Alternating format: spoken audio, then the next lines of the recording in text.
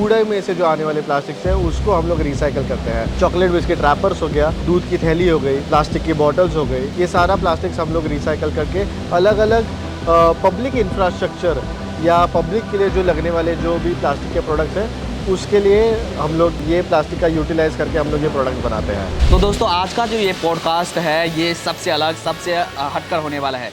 आज जो हम लोग बात करने वाले हैं वो बात करने वाले हैं सस्टेनेबिलिटी के बारे में, सस्टेनेबल प्रोडक्ट के बारे में कि कैसे एक कंपनी जो प्लास्टिक को रिसाइकल करके, जो आप देखते हो चॉकलेट के रैपर है उसको रिसाइकल करके बेंच बना रहे हैं, उसको रिसाइकल करके पैलेट बना रहे हैं, शेल्टर होम बना रहे हैं, टाइल्स बना रहे हैं। मतलब काफ़ी सारे प्रोडक्ट को जो है ये लोग बना रहे हैं जो सस्टेनेबल प्रोडक्ट है और जिसका आप अलग अलग जगह यूज़ कर सकते हैं।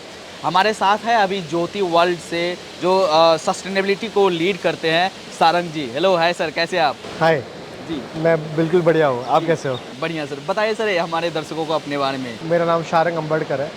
ज्योति वर्ल्ड 66 इयर्स पुरानी ओल्ड कंपनी है।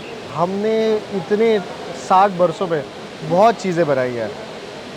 हमारा एक सबसे पॉपुलर प्रोडक्ट वोटिंग मशीन्स, ये हम बनाते हैं। जो बाहर का केसिंग रहता है वो हम बनाते हैं। उसके बाद बहुत सारी माइनिंग इंडस्ट्रीज़ के लिए और इलेक्ट्रॉनिक्स इंडस्ट्री के लिए जो आप एसीज़ के बाहर के प्लास्टिक देखते हो वो हम बनाते हैं। एम्यूनेशंस को जो कवर करता है और सेफगार्ड करता है, वैसे जो कैरिंग केसेस रहते हैं जो एम्यूनेशंस रखने के लिए वो हम लोग प्रोवाइड करते हैं। और वैसे ही इतने सालों के बाद हम लोग ने जो प्लास्टिक बनाया है वो इतना पॉपुलर होने के बाद अभी हमें पता चला कि अभी एक हमारा रिस्पॉन्सिबिलिटी है कि हम फिर से ये कंट्री है या ये वर्ल्ड है उसको कैसे गिव बैक कर सकते हैं। तो उसके लिए हम लोग इसने प्लास्टिक रिसाइकलिंग चालू किया है। तो आप लोग प्लास्टिक इंडस्ट्री में काफ़ी सालों से काम कर ही रहे हैं, बट आपकी एक सोशल रिस्पॉन्सिबिलिटी भी है और उसके लिए आप लोग जो है ये सस्टेनेबल प्रोडक्ट बना रहे हैं और उनको आप लीड कर रहे हैं इस कंपनी में। बिल्कुल बिल्कुल। तो जैसे मैंने पहले ही बताया कि भाई आप लोग जो है चॉकलेट के रैपर को भी रिसाइकल करके, रिसाइकल है या अपसाइकल है? ये रिसाइकलिंग प्रोसेस है जी। जहाँ पे ये एक फ्लेक्सिबल प्लास्टिक है। एक फ्लेक्सिबल प्लास्टिक मतलब जो पन्नी प्लास्टिक जिसको अपन बोलते हैं, वो पन्नी प्लास्टिक को एक रिजिड फॉर्म में लेकर आना, उसके लिए हम लोग बहुत सारे एडिटिव्स डालते हैं। उसमें एक केमिकल प्रोसेस रहता है जहाँ पे हम लोग मेल्ट करके उस प्लास्टिक्स को हम लोग एक रिजिड फॉर्म में लाते हैं, कड़क फॉर्म में लेकर आते हैं। जैसे आप ये हमारे जो प्रोडक्ट्स आपने देखे कि बहुत टफ़ है, तो उसको एक अपसाइकिल बोल सकते हैं हम लोग कि उस प्रोडक्ट से एक ऐसा प्रोडक्ट बन रहा है जो फिर से रिसाइकल हो सकता है। अच्छा, तो क्या क्या आप लोग बनाते हैं? जैसे बेंच आप लोग बना रहे हैं। सो ये रिसाइकल प्लास्टिक्स में से हम लोग बेंचेस बना रहे हैं। 3 साइजेस में बनाते हैं, 4 फुट, 5 फुट, 6 फुट ऐसे, और अलग अलग डिज़ाइन में बनाते हैं। हम लोग विदाउट बैकरेस्ट भी एक प्रोडक्ट बनाते हैं जो हम लोग जो मेट्रोज़ में, रेलवे स्टेशन पे ये सब जगह पे जाता है।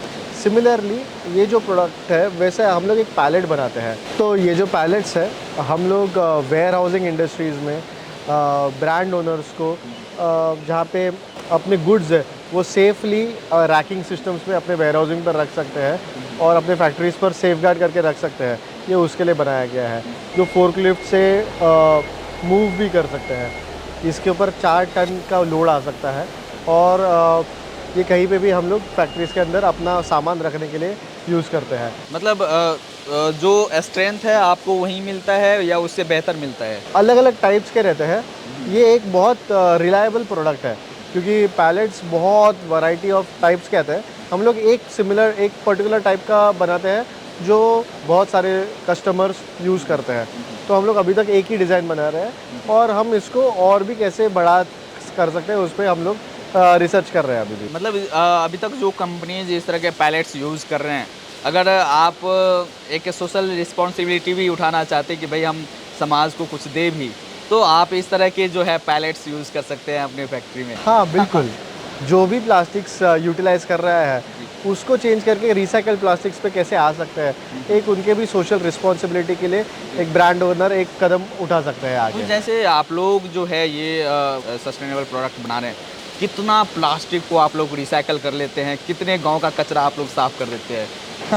इसका ये पूरा एक सप्लाई चेन है कि हम और आप जो कचरा डस्टबिन में डालते हैं, वो डस्टबिन में से वो एक एमआरएफ में जाता है।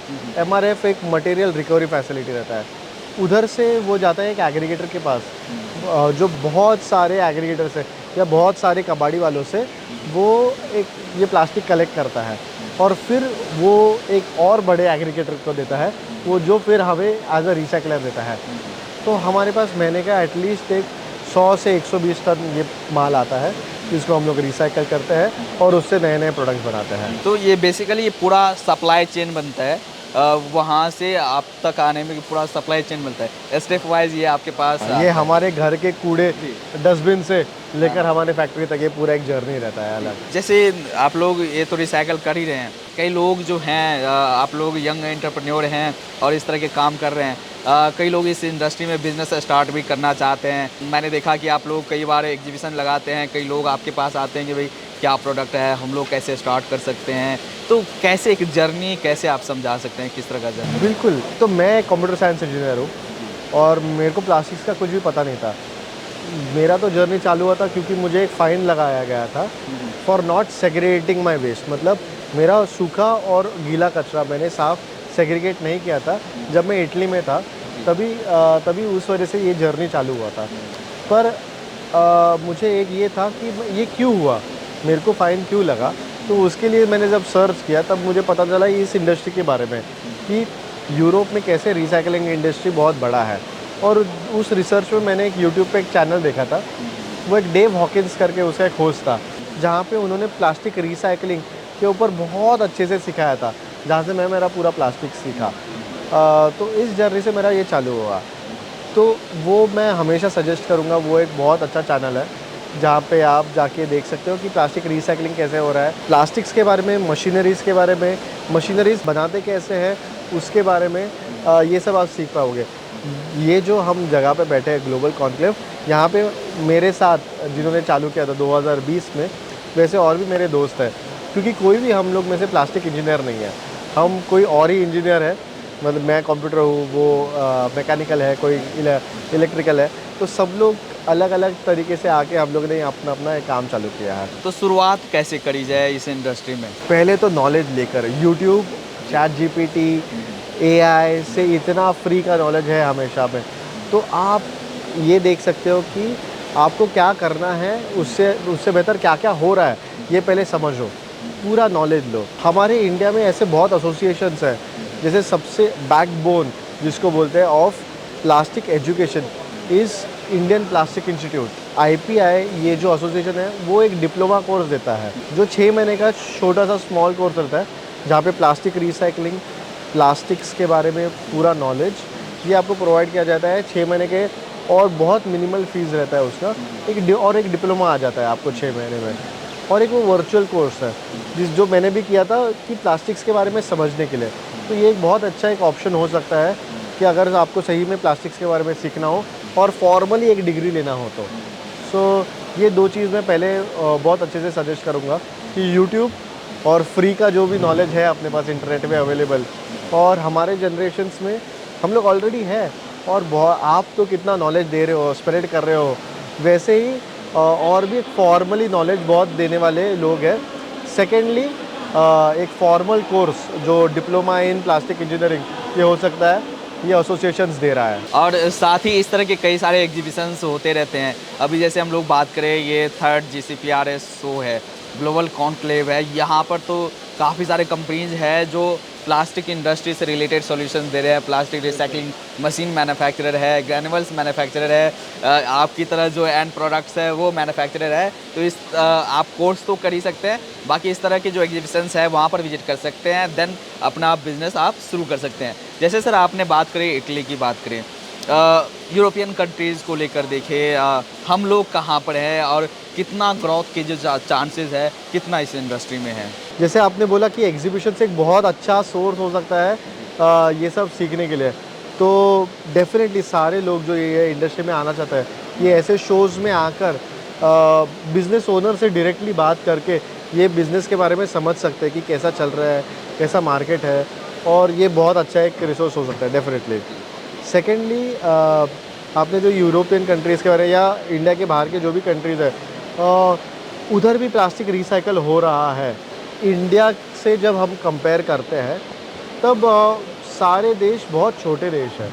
हमारा population is one of the highest populated countries in the world, और हर एक स्टेट जो भारत में है वो एक अलग देश जैसा है, अगर हम लोग सही में अगर यूरोपियन कंट्री से कनेक्ट करें तो। और जो जिस तरीके से हम लोग हमारा वेस्ट हमारे कूड़ेदान में फेंकते हैं, उधर बहुत अलग तरीके से फेंकते हैं। तो अगर एक अच्छा एजुकेशन अवेयरनेस मिल पाए तो हम लोग और भी आगे जा सकते हैं। But at current stage 60% of the plastics that we generate is being recycled. 60% plastic जो भी हम लोग प्रोड्यूस कर रहे हैं वो सारा का सारा रिसाइकल हो रहा है। बाहर के कंट्रीज़ में वो लोग रिसाइकल नहीं बट वेस्ट टू एनर्जी में डाल रहे हैं। तो सारा का सारा प्लास्टिक्स एक वेस्ट चेम्बर में जाता है जो बर्न होता है और उससे एनर्जी जनरेट होता है। वो अच्छी भी चीज़ है और बुरी भी चीज़ है, क्योंकि रिसाइकल करके हम लोग फिर से यूटिलाइज़ कर सकते हैं वो चीज़, बट जला करके वो एनर्जी यूटिलाइज़ कर रहे हैं क्योंकि उनको वो गर्मी चाहिए है। वहाँ पे एक ठंडा शहर या ठंडा देश है, इसके लिए उनको गर्मी की ज़रूरत रहती है, और जो उधर से एक वे आउट निकलता है उनको एक डिस्पोज करने का, जो हमें अभी की ज़रूरत नहीं है। हम उससे पावर भी जनरेट करते हैं।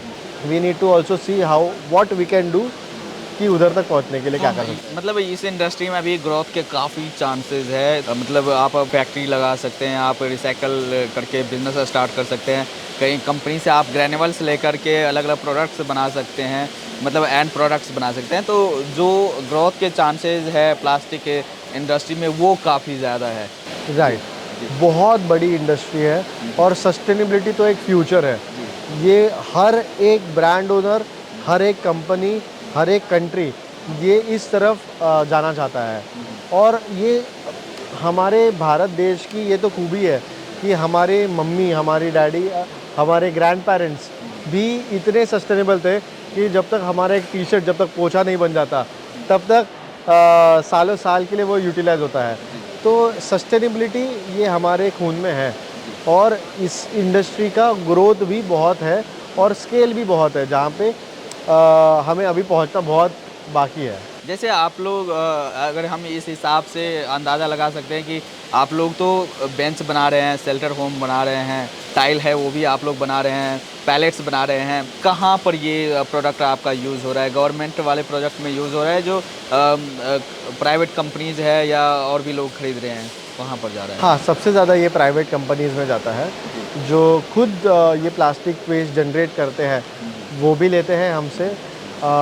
मेट्रोज़ है, रेलवे स्टेशंस है, वो भी लेते हैं पब्लिक इंफ्रास्ट्रक्चर के लिए। बहुत आर्किटेक्ट्स है, गार्डनर्स है, जो अपने गार्डन्स को या पब्लिक स्पेसेस को सजाने के लिए ये लेते हैं। तो वो हमारे गार्डन बेंचेस, टाइल्स वगैरह यूज़ करते हैं। ये पैलेट्स हम लोग वेयर हाउसिंग में देते हैं, जहाँ पे अनाज, मसाले या कंपनी के electronic items, goods, heavy metals, ये सब रखे जाते हैं। तो वहाँ पे जाते हैं ये प्रोडक्ट्स। सो आप देख सकते हो जैसे कि सर ने बताया कि भाई इस इंडस्ट्री में ग्रोथ के काफ़ी चांसेस है, और जो भी प्लास्टिक है उनको आप रिसाइकल करके इस तरह के जो यूज़फुल प्रोडक्ट्स है वो आप बना सकते हैं। साथ ही डिफरेंट लाइक कंपनीज़ है या गवर्नमेंट प्रोजेक्ट्स है, वहाँ उनको अप्रोच कर सकते हैं, वहाँ पर अपने प्रोडक्ट सेल कर सकते हैं। सो अगर आप नया बिज़नेस स्टार्ट करना चाहते हैं, प्लास्टिक इंडस्ट्री में आप बिज़नेस स्टार्ट करना चाहते हैं, रिसाइकलिंग में आप आना चाहते हैं, सस्टेनेबल प्रोडक्ट आप बनाना चाहते हैं, तो ऑफ कोर्स आप सर को फॉलो कर सकते हैं या इनकी कंपनी को आप कांटेक्ट कर सकते हैं। जो भी कांटेक्ट डिटेल्स है आपको वीडियो के डिस्क्रिप्शन में मिल जाएगा, आप वहाँ से कांटेक्ट कर सकते हैं। चलिए सर, थैंक यू सर, काफ़ी अच्छा लगा प्लास्टिक इंडस्ट्री के बारे में, सस्टेनेबिलिटी के बारे में, और साथ ही जो यूथ है उनको इनकरेज करने के लिए थैंक यू वेरी मच। तो इस पॉडकास्ट को यहीं पर एंड करते हैं। अगले पॉडकास्ट में हम लोग कुछ और टॉपिक को लेकर बात करेंगे। तब तक के लिए जय हिंद।